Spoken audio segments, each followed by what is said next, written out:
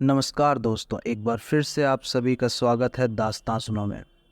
पिछले वीडियो में हमने बात की थी हमारी आज़ादी और विभाजन के दौरान के संघर्षों के बारे में, और कहानी सुनी थी हमने कृष्णा रानी और कमलेश कुमारी की। इसी कड़ी में कुछ और कहानियाँ लेकर आया है दास्तां सुनो। चलिए शुरू करते हैं।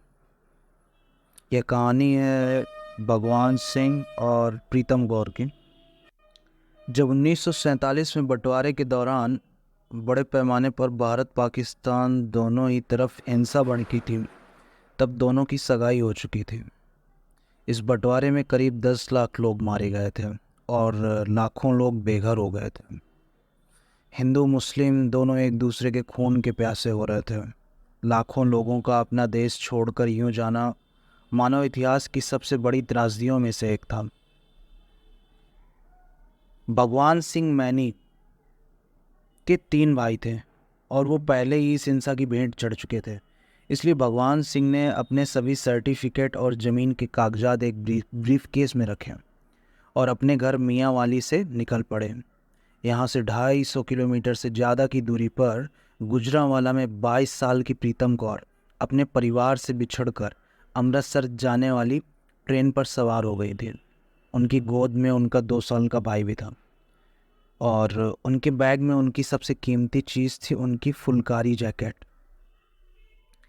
ये जैकेट उनके अच्छे दिनों की निशानी हुआ करती थी और इसे हम इत्तेफाक ही कहेंगे कि अमृतसर में लगे शरणार्थी शिविरों में एक बार फिर भगवान सिंह और प्रीतम कौर की मुलाकात हुई।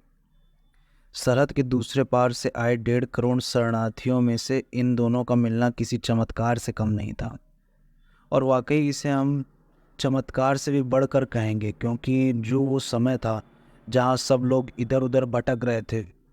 लोगों ने अपने परिवार को खो दिया था, भाई बहन से बिछड़ गए थे, माँ बाप अपने बच्चों से बिछड़ गए थे, तो वहाँ पर इन लोगों का मिलना महज एक संयोग मात्र था। तो इन दोनों की मुलाकात उस वक्त हुई जब ये दोनों शिविर में खाना लेने के लिए लाइन में लगे थे, और भगवान सिंह मैनी की बहू कोकी मैनी बताती हैं कि दोनों ने ही अपने साथ गुजरे बुरे वक्त के बारे में एक दूसरे को बताया, और वो लोग बड़ा आश्चर्य कर रहे थे अपनी किस्मत के बारे में कि वो फिर एक बार एक दूसरे से मिल गए। बाद में उनके परिवार भी मिल गए, दोनों लोग साथ में रहने लग गए। मार्च 1948 में दोनों की शादी हुई और यह एक सीधा साधा समारोह था। बहुत ही साधारण तरीके से उन लोगों ने विवाह किया। दोनों के ही परिवार वाले अपनी नई ज़िंदगी शुरू करने के जद्दोजहद से गुजर रहे थे। उधर भगवान सिंह ने पंजाब में कोर्ट में नौकरी कर ली और प्रीतम कौर के साथ लुधियाना शिफ्ट हो गए, और उनके 2 बच्चे भी हुए।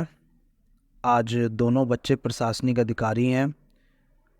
मैनी की वही 30 से 32 साल पहले मौत हो चुकी है, और प्रीतम कौर ने भी सन 2002 में दुनिया को अलविदा कह दिया।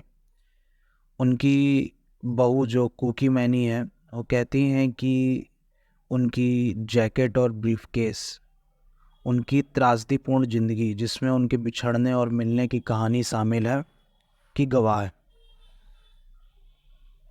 अब अमृतसर म्यूजियम भी इस ब्रीफकेस और जैकेट को संभाल कर रखेगा अपने यहाँ धरोहर के तौर पे। तो हम कह सकते हैं कि वो समय भले ही बहुत ही दुर्भाग्यपूर्ण रहा, लोगों ने काफ़ी तकलीफ़ें सही, पर कुछ ऐसी कहानियाँ भी हैं जिसमें लोग बिछड़े भी और बिछड़कर मिले भी। इसी तरह एक और कहानी है बलवंत सिंह चड्ढा की। भारतीय सिख हुआ करते थे, और बलवंत सिंह चड्ढा बताते हैं कि बंटवारे के वक्त उनके पिता केन्या में थे। हम वहाँ से निकले तो आर्मी ने ट्रेन में बिठा दिया। वो आखिरी ट्रेन थी लाहौर से जो जा रही थी। 2 दिन तक वहीं फिरते रहे। दूध नहीं था और इस कारण उनकी बहन चल बसी। छोटी उम्र की बच्ची थी, उसे दूध की ज़रूरत थी पर दूध नहीं मिल पाया और वो चल बसी। फिर ट्रेन चली और आखिरकार वो भारत पहुंचा। वो बताते हैं कि हमें उस ट्रेन से सोनीपत या पानीपत में उतार दिया गया था। वहाँ भी उनके संघर्ष जारी रहे। बहुत तकलीफ़ें झेली उन्होंने। वो बताते हैं कि मेरी माँ ने अपने कुछ गहने बेचे तब जाकर कहीं एक घर किराए पे मिल पाया। और वो घर भी बताते हैं कि ऐसा था कि वहाँ जो रहता था वो पाकिस्तान चला गया था। तो बलवंत जी बताते हैं कि हम वहाँ पर रहे, लेकिन पिता से संपर्क नहीं हो पाया। हमने काफ़ी प्रयास किया और पिता से संपर्क हो पाना शायद आसान नहीं था। बलवंत जी बताते हैं कि मेरे पिता भी हम लोगों को 4 महीने तक खोजते रहे। वो हर उस जगह गए जहाँ लाहौर से आने वाली आखिरी ट्रेन रुकती थी। फिर कहीं वो जाकर हमें खोजते हुए पानीपत पहुंचा। वहाँ पर उन्होंने बच्चों को खेलते हुए देखा, तो किसी एक बच्चे से उन्होंने पूछा कि तुम बिल्लू को जानते हो क्या? उस बच्चे ने कहा, हाँ बिल्लू तो हमारे साथ खेलता है। इस तरह हम हमारे पिता से मिल पाया। और ये कहानी भी बताती है कि ये इस तरह के उन लोगों का मुलाकात हो पाना महज एक संयोग था। ऐसी ना जाने कितनी कहानियाँ हैं जो बताती हैं कि विभाजन के समय कितना ही दर्द था। इसी कड़ी में हम फिर मिलेंगे नई कहानी के साथ। धन्यवाद।